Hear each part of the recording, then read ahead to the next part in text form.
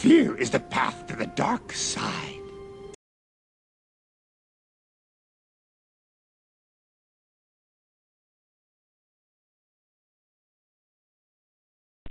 Available so that you can speak to American citizens just like myself. I'm a chief financial officer for a veteran service organization, and that's here in Washington. I'm also a mother. I'm a wife. I'm an American veteran, and I'm one of your middle-class Americans. And quite frankly, I'm exhausted. I'm exhausted of defending you, defending your administration, defending the mantle of change that I voted for, and deeply disappointed with where we are right now. I have been told that I voted for a man who said he was going to change things in a meaningful way for the middle class. I'm one of those people, and I'm waiting, sir.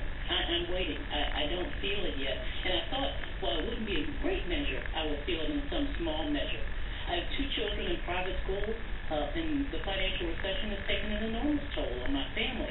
My husband and I joked for years that we thought we were well beyond the hot dogs and beans era of our lives. But quite frankly, it's starting to knock on our door and ring true that might be where we're headed again. And quite frankly, Mr. President, I need you to answer this honestly. Is this my new reality? Well, first of all, I think that you describe exactly what is the bedrock of America. There's a veteran who's working for veterans, somebody who's a CFO.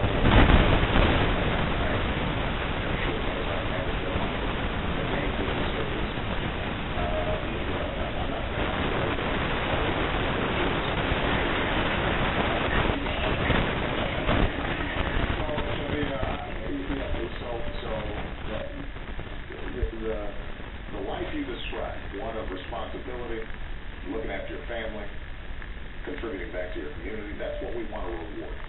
Now, as I said before, times are tough for everybody right now. So I understand your frustration. But I would just, when you say there are things that you'd like to see happen or you're hoping to see happen that haven't happened yet, let me just give you a couple of examples. I right now have 2 children.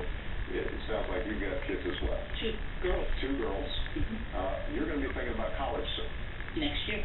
Okay. Now, part of what we did over the last year and a half is to make sure that billions of dollars that were going to subsidize financial service industries under the federal student loan programs are now going to be going directly to students, so that millions more students are going to be able to get loans and grants and scholarships to go to college.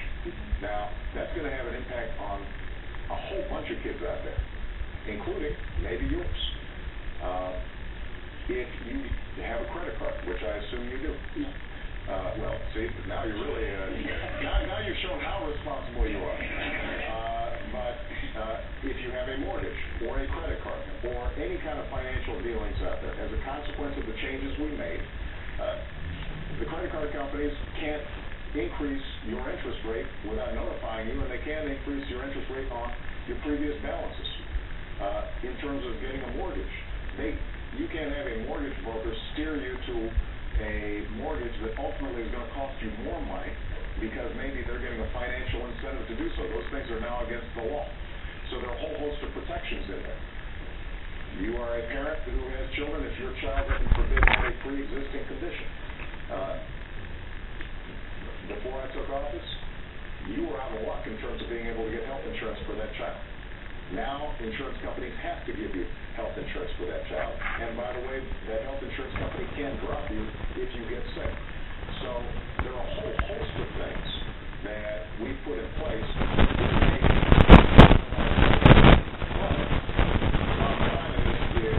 your 401k is still down.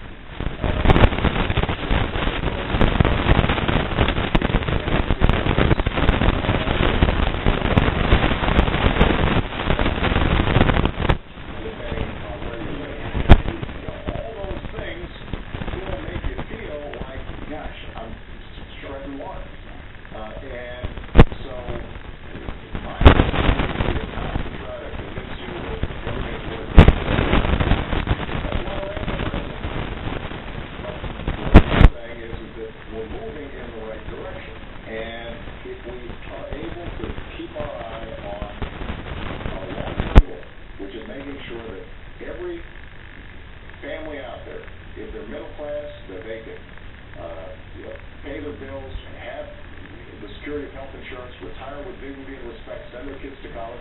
If they're not yet in the middle class, that there are ladders there to get into the middle class, that people work hard and get an education to find themselves. That's our goal. That's the America we believe in, and I think that we are on track to be able to do that. Mr. President, let me go at this from a different direction, from the direction of psychology, business strategy.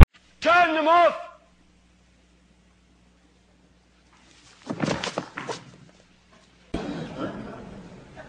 This is the theater of the absurd, my friends. This is the theater of the absurd. Fear leads to anger. Anger leads to hate. Hate leads to suffering.